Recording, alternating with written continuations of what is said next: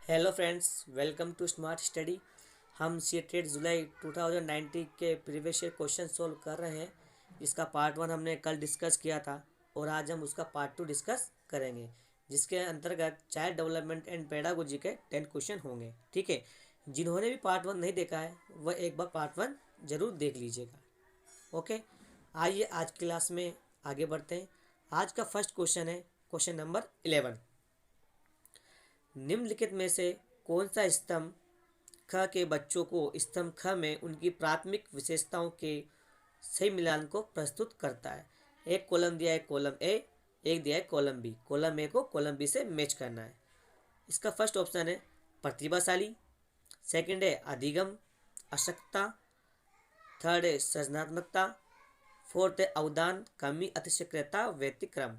इसको एडीएचडी बोलते हैं। एडीएचडी की जो फुल फॉर्म होती है वो है attention deficit hyper activity disorder. ठीक है, जिसका फर्स्ट है प्रतिभाशाली। प्रतिभाशाली की कौन सी विशेषता इसके अंतर्गत पाई जाती है? फर्स्ट ए दे रखा है धारा प्रवाह पढ़ने में कमी, बी बिल्कुल गलत है। बी ए मूल समाधानों के बारे में सोच सकता है, ये तो नॉर्मल बच्चा भी सोच सकता है। सी है आसानी से विचलित होने की आदत है, बिल्कुल गलत। डी है शीघ्रता से एवं स्वतंत्र रूप से सीखने की योग्यता है, हाँ फर्स्ट का होगा डी।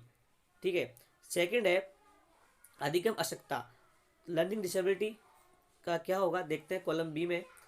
ए धारा प्रवाह पढ़ने में कमी, हाँ यह लर्निंग डिसेबिलिटी की एक विशेषता है, इसको डिसलेक्सिया कहते हैं। ठीक है, तो पहले का होगा डी और दूसरे का होगा ए, तो ये अपना ऑप्शन मैच करता है सेकंड। ठीक है, इसका आंसर होगा सेकंड। और जो थर्ड था क्रिएटिविटी, क्रिएटिविटी का ऑप्शन होगा मूल समाधानों के बारे में सोच सकता है। और फोर्थ है एडीएचडी, एडीएचडी जो बच्चे आसानी से विचलित हो जाते हैं। ठीक है, एडीएचडी बच्चे वो होते हैं जिनका माइंड इतना तेज चलता है कि चंद सेकंडों में ही उनके थॉट चेंज होते रहते हैं और इसीलिए उनमें अटेंशन की कमी पाई जाती है। ठीक है, तो नेक्स्ट आगे बढ़ते हैं। अगला क्वेश्चन है क्वेश्चन नंबर 12। क्वेश्चन नंबर 12 क्या कहता है? बच्चे प्रभावी रूप से सीखते हैं। बच्चे प्रभावी रूप से कब सीखते हैं? पहला है शिक्षक कक्षा में होने वाली सभी घटनाओं व बच्चों को पूर्ण रूप से नियंत्रित करता है। सेकंड है वे पाठ्य पुस्तक में दिए गए तथ्यों को याद करते हैं। थर्ड है वे श्यामपट्ट पर अध्यापक के द्वारा लिखे गए उत्तरों की नकल करते हैं। फोर्थ है वे विभिन्न गतिविधियों एवं कार्यों में सक्रिय रूप से भाग लेते हैं या पार्टिसिपेट करते हैं। बताइए क्या होगा इसका आंसर? जो इसका फर्स्ट ऑप्शन है शिक्षक कक्षा में होने वाली सभी घटनाओं वो बच्चों को पूर्ण रूप से नियंत्रित करते हैं, जी इसका आंसर फर्स्ट होगा नहीं, क्योंकि टीचर अगर सभी घटनाओं और बच्चों को पूर्ण रूप से कंट्रोल कर देगा तो बच्चा सीखेगा कैसे? ठीक है, तो फर्स्ट होगा नहीं। सेकंड है वे पाठ्य पुस्तक में दिए गए तथ्यों को याद करते हैं, याद करने से भी नहीं होगा। ठीक है, थर्ड है वे श्यामपट्ट पर अध्यापक द्वारा लिखे गए उत्तरों की नकल करते हैं, ये भी नहीं होगा। फोर्थ है वे विभिन्न गतिविधियों एवं कार्यों में सक्रिय रूप से भाग लेते हैं, हाँ अगर बच्चे क्लास में या क्लास की कोई भी एक्टिविटी कैरिकुलम या को कैरिकुलम अगर वो उसमें पार्टिसिपेट कर रहे हैं तो कहीं ना कहीं बच्चे एक्टिवली सीख रहे हैं। ठीक है, इसका आंसर होगा फोर्थ। नेक्स्ट आगे बढ़ते हैं। अगला क्वेश्चन है क्वेश्चन नंबर 13। क्वेश्चन नंबर 13 कहता है बच्चों को कक्षा में प्रश्न फर्स्ट है पूछने के लिए प्रेरित करना चाहिए। सेकंड है पूछने के लिए हतोत्साहित करना चाहिए। थर्ड है पूछने की अनुमति नहीं देनी चाहिए, पूछने से रोकना चाहिए। बताइए क्या होगा इसका आंसर? अगर आप क्लास में एक टीचर हैं तो बच्चों को क्या करेंगे? जिसका फर्स्ट है पूछने के लिए प्रेरित करना चाहिए, हाँ बच्चों को क्वेश्चन पूछने के लिए प्रेरित करना चाहिए कि बच्चों के माइंड में क्या चल रहा है वो एक बाहर आ पाए। ठीक है, तो इसका आंसर होगा फर्स्ट। सेकंड था पूछने के लिए हतोत्साहित करना, ये तो बिल्कुल गलत होगा सेकंड। थर्ड है पूछने की अनुमति नहीं देना चाहिए, ये भी गलत। और फोर्थ है पूछने से रोकना चाहिए, ये भी गलत होगा। ठीक है, नेक्स्ट आगे बढ़ते हैं। Question number 14। क्वेश्चन नंबर 14 कहता है निम्नलिखित में से कौन सी एक मुख्य प्रक्रिया नहीं है जिसके द्वारा सार्थक अधिगम गठित होता है। ध्यान दीजिएगा, क्वेश्चन में नोट दिया है नहीं। तो इसका जो फर्स्ट ऑप्शन है कंठस्थीकरण एवं स्मरण, सेकंड है पुनरावृत्ति एवं अभ्यास, थर्ड है निर्देश एवं संचालन, फोर्थ है अन्वेषण एवं पारस्परिक क्रिया। बताइए क्या होगा इसका आंसर। तो सार्थक अधिगम घटित होता है, वो नोट पूछा है कि इसकी कौन सी प्रक्रिया नहीं है कि जब सार्थक अधिगम घटित नहीं होगा। जो इसका फर्स्ट ऑप्शन है कंठस्थीकरण एवं स्मरण, जी हाँ इसका आंसर फर्स्ट होगा, क्योंकि कंठस्थीकरण और स्मरण करके कोई एक मीनिंगफुल या सार्थक लर्निंग नहीं हो पाती। ठीक है, क्योंकि कुछ टाइम में उसको अपन भूल जाते हैं। ठीक है, वो मेमोरी में ज़्यादा टाइम रहती नहीं है। नेक्स्ट जो ऑप्शन था इसका सेकेंड पुनरावृत्ति एवं अभ्यास, हाँ इससे सार्थक लर्निंग होती है। थर्ड है निर्देशन एवं संचालन, हाँ इससे भी अपन जो बच्चे होते हैं उनको अपन गाइड कर सकते हैं। ठीक है, फोर्थ है अन्वेषण एवं पारस्परिक क्रिया, इससे भी बच्चे सीखते हैं। तो वो नोट पूछा था, इसका आंसर फर्स्ट होगा। ठीक है, इनमें से ये होंगे नहीं। ठीक है, नेक्स्ट आगे बढ़ते हैं। Question number 15। क्वेश्चन नंबर 15 क्या कहता है जब शिक्षक को विद्यार्थियों एवं उनकी योग्यताओं के बारे में सकारात्मक विश्वास होता हो तब विद्यार्थी, क्वेश्चन क्या कह रहा है जब शिक्षक को विद्यार्थियों एवं उनकी योग्यता के बारे में सकारात्मक विश्वास होता है तब विद्यार्थी क्या करते हैं। फर्स्ट है सीखने के लिए उत्सुक एवं प्रेरित रहते हैं, सेकंड निश्चिंत हो जाते हैं तथा सीखने के लिए किसी भी तरह का प्रयास करना बंद कर देते हैं, थर्ड है का उत्साह भंग हो जाता है तथा वे दबाव में आ जाते हैं, फोर्थ है किसी भी रूप में प्रभावित नहीं होते। बताइए क्या होगा इसका आंसर। जब शिक्षक को विद्यार्थी एवं उनकी योग्यता के बारे में पॉजिटिव विश्वास होता है तब विद्यार्थी क्या करते हैं सीखने के लिए उत्सुक एवं प्रेरित होते हैं। ठीक है, तो इसका आंसर होगा फर्स्ट। सेकंड था निश्चिंत हो जाते हैं तथा सीखने के लिए किसी भी तरह का प्रयास करना बंद कर देते हैं, बिल्कुल गलत। क्योंकि जब टीचर विद्यार्थियों की योग्यताओं के बारे में जब वो पॉजिटिव सोचता है और कहीं ना कहीं उसको गाइड करता है तो बच्चे उत्सुक होते हैं और प्रेरित करते हैं। वे सोचते हैं कि टीचर जो मेरी भावना है वो उनको समझता है। ठीक है, और थर्ड है का उत्साह भंग हो जाता है तथा वे दबाव में आ जाते हैं, बिल्कुल गलत। फोर्थ है किसी भी रूप में प्रभावित नहीं होते हैं, ये भी गलत होगा। ठीक है, इसका आंसर था फर्स्ट। नेक्स्ट आगे बढ़ते हैं। Question number 16। क्वेश्चन नंबर 16 क्या कहता है बच्चों की गलतियां, जो बच्चे गलतियां करते हैं। ठीक है, इसका जो फर्स्ट ऑप्शन है प्रदर्शित करते हैं कि बच्चे कितने लापरवाह हैं, जो बच्चे की गलतियां हैं वो शो करती है कि वो कितने लापरवाह हैं। सेकंड है बार बार अभ्यास करने के लिए कहकर तुरंत सुधार देनी चाहिए। थर्ड है अधिगम का एक भाग है तथा उनके विचारों में एक अंतर्दृष्टि देती है। ठीक है, फोर्थ है शिक्षण अधिगम प्रक्रिया में महत्वहीन है। बताइए क्या होगा इसका आंसर। इसका जो फर्स्ट ऑप्शन है कि बच्चे जो गलतियां शो करते हैं कि बच्चे कितनी लापरवाह हैं, जी बिल्कुल गलत होगा ये, क्योंकि बच्चे अगर गलतियां करेंगे नहीं तो सीखेंगे कैसे। ठीक है, सेकंड है बार बार अभ्यास करने के लिए कहकर तुरंत सुधार देनी चाहिए, जी बिल्कुल गलत होगा कि उसको बार बार कहें कि ठीक है इसको बार बार करते रहो तो इसको सुधार देंगे, ये भी नहीं होगा। थर्ड है अधिगम का एक भाग है तथा उनके विचारों में एक अंतर्दृष्टि है, हाँ इसका आंसर होगा थर्ड, क्योंकि ये एक लर्निंग का एक पार्ट है कि बच्चे गलतियां करें। अगर बच्चे गलतियां करेंगे नहीं तो सीखेंगे कैसे। अगर बच्चे गलतियां करते हैं, अगर वो गलतियां नहीं करते तो क्लास में या आते ही क्यों। ठीक है, क्योंकि बच्चे के अंदर क्या है वो तभी तो पता चलेगा कि बच्चे गलतियां कर रहे हैं, उसी के बाद तो अपन जान पाएंगे कि बच्चों के अंदर क्या चल रहा है। ठीक है, और फोर्थ था शिक्षण अधिगम प्रक्रिया में महत्वहीन है, ये तो बिल्कुल गलत होगा कि ये लर्निंग प्रोसेस का भाग ही नहीं है, ये तो बिल्कुल गलत। नेक्स्ट है अगला क्वेश्चन है क्वेश्चन नंबर 17।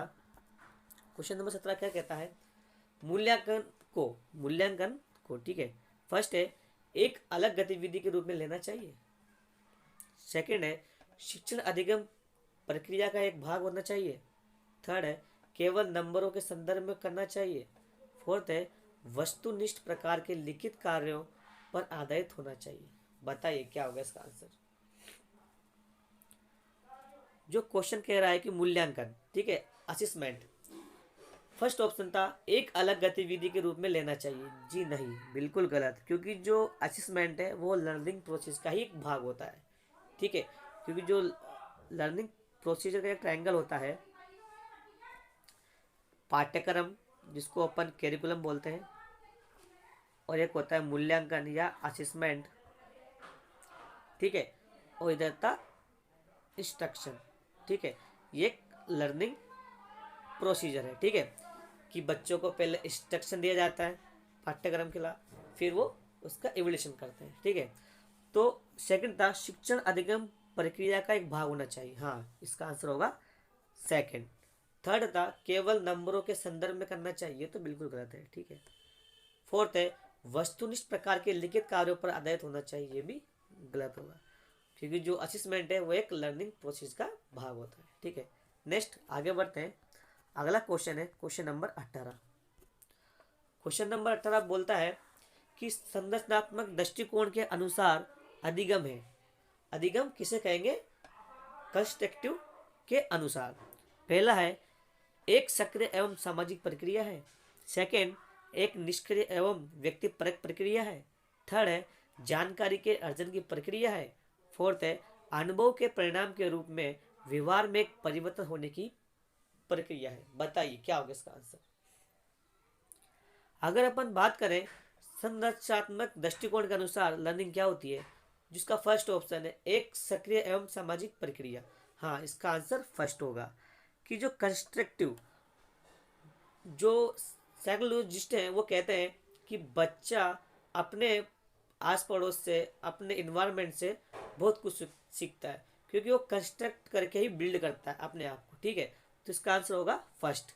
सेकंड था एक निष्क्रिय एवं व्यक्तिपरक। निष्क्रिय तो बिल्कुल गलत है। ठीक है, थर्ड है जानकारी के अर्जन की प्रक्रिया है। हाँ, लर्निंग अपन कह सकते हैं कि जानकारी के, अगर बच्चा कहीं से एक्वायर्ड कर रहा है तो वो एक उसका भाग है, लेकिन क्वेश्चन में कह रहा है कि संरचनात्मक दृष्टिकोण के अनुसार, तो उसका आंसर थर्ड नहीं होगा।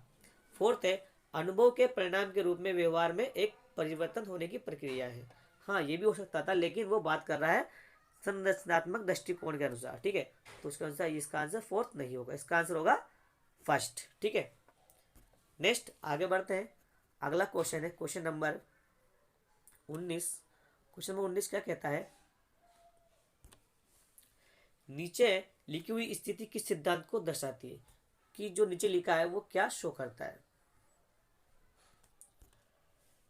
नीचे लिखा है जो विद्यार्थी अच्छा प्रदर्शन नहीं कर पाते वे महसूस करते हैं कि पर्याप्त रूप से अच्छे नहीं हैं और हतोत्साहित महसूस करते हैं, तब उनमें बिना प्रयास के कार्यों को आसानी से छोड़ देने की संभावना है। क्वेश्चन है उसका मीन समझिए आप। क्वेश्चन कह रहा है कि जो विद्यार्थी अच्छा प्रदर्शन नहीं कर पाते, अच्छा परफॉर्मेंस नहीं कर पाते, वे अपने आप में सोचते हैं कि पर्याप्त रूप से वे अच्छा नहीं कर पाते, तो अपने आप में डीमोटिवेट हो जाते हैं और वो अगला कार्य भी नहीं कर पाते। ठीक है, उनको आसानी से बिना बिना प्रयास के ही छोड़ देते हैं। ठीक है, तो ये संभावना क्या शो करती है? ठीक है, इसका जो फर्स्ट ऑप्शन है संज्ञान एवं संवेग अलग नहीं है। सेकंड है संज्ञान एवं संवेग संबंधित नहीं है। थर्ड है आनुवंशिकता एवं पर्यावरण अलग नहीं है। फोर्थ है आनुवंशिकता एवं पर्यावरण संबंधित नहीं है। बताइए क्या होगा इसका आंसर। जिसका फर्स्ट ऑप्शन है संज्ञान एवं संवेग अलग नहीं है। हाँ, इसका आंसर फर्स्ट होगा कि कोग्निशन एवं इमोशन, कोग्निशन का इमोशन से संबंध होता है, बहुतपूर्ण संबंध होता है। ठीक है, क्योंकि बिना संवेग, अगर अपन बात करें, अगर अपन जब गुस्सा हो जाते हैं या अपन डीमोटिवेट हो जाते हैं तो अपना माइंड इतना प्रॉपर काम नहीं करता। ठीक है, तो कहीं ना कहीं एक दूसरे पर डिपेंड होते हैं। इसका जो सेकंड ऑप्शन था संज्ञान एवं संवेग संबंधित नहीं है, ये तो गलत है कि वो डिपेंड ही नहीं होते, वो तो होते हैं। थर्ड है आनुवंशिकता एवं पर्यावरण अलग नहीं है। जी बिल्कुल, ये भी गलत होगा। फोर्थ था आनुवंशिकता एवं पर्यावरण संबंधित नहीं है। जी बिल्कुल गलत है। ठीक है, नेक्स्ट आगे बढ़ते हैं। अगला क्वेश्चन है, अपना लास्ट क्वेश्चन है, क्वेश्चन नंबर 20। क्वेश्चन नंबर 20 क्या कहता है, ध्यान से पढ़िएगा। एक शिक्षक बच्चों को प्रभावी रूप से समस्या का समाधान करने में सक्षम बनने के लिए किस तरह से प्रोत्साहित कर सकते हैं। एक शिक्षक चाहता है कि वह अपने बच्चों को इफेक्टिवली समस्या को समाधान करने में सक्षम बनाने के लिए तैयार करना चाहता है कि बच्चा कैसे समस्या का समाधान कर पाए। तो इसका जो फर्स्ट ऑप्शन है वो उसको कैसे प्रोत्साहित कर सकता है। जो इसका फर्स्ट ऑप्शन है, पाठ्य पुस्तक के सभी प्रश्नों के व्यवस्थित तरीके से समाधान लिखकर। सेकंड है, पाठ्य पुस्तक से एक ही प्रकार के प्रश्नों के उत्तर के अभ्यास के लिए उन्हें पर्याप्त मात्रा में अवसर प्रदान करके। थर्ड है, पाठ्य पुस्तक में दी गई सूचनाओं के कंठस्थीकरण करने पर बल देकर। फोर्थ है, बच्चों को समस्या के बारे में सहजानुभूत अनुमान लगाने एवं बहु विकल्पों को देखने के लिए प्रोत्साहित करके। बताइए क्या होगा इसका आंसर। तो इसका जो फर्स्ट ऑप्शन है कि पाठ्य पुस्तक के सभी प्रश्नों को व्यवस्थित तरीके से समाधान लिखकर, जी बिल्कुल गलत होगा। उसको उससे होगा क्या कि प्रश्नों को क्रम बाय क्रम जमा कर उसको सोल्व करने से कुछ होगा नहीं, इससे बच्चा समस्या समाधान करना तो सीखेगा नहीं। ठीक है। सेकंड है, पाठ्य पुस्तक से एक ही प्रकार के प्रश्नों के उत्तर के अभ्यास के लिए उन्हें पर्याप्त मात्रा में अवसर प्रदान करना चाहिए। जी बिल्कुल, ये भी गलत होगा कि उसको प्रैक्टिस दे दे कि एक ही उत्तर को बार बार करता रहे। ठीक है, तो इससे भी समस्या समाधान सोल्विंग की जो उसको मोटिवेट नहीं मिलेगा। ठीक है। नेक्स्ट है थर्ड, पाठ्य पुस्तक में दी गई सूचनाओं के कंठस्थीकरण करने पर बल दिया जाना, ये भी गलत होगा कि उसको रट लो कि क्या नियम में क्या सूचना है। ठीक है, ये तो गलत होगा। फोर्थ है, बच्चों को समस्या के बारे में सहजानुभूत अनुमान लगाने एवं भव विकल्पों को देखने के लिए प्रोत्साहित करके। हाँ, अगर जो बच्चा अपनी समस्या के बारे में अपने आप से एक्वायर करता है या सहज ही अपने आप को उस नियम में बना लेता है, वो अनुमान लगा लेता है और उसके जो अनुमान है उसको अपन समझा सकते हैं उसके थ्रू। ठीक है, और उसके जो भव विकल्पों को देखने के लिए प्रोत्साहित करके।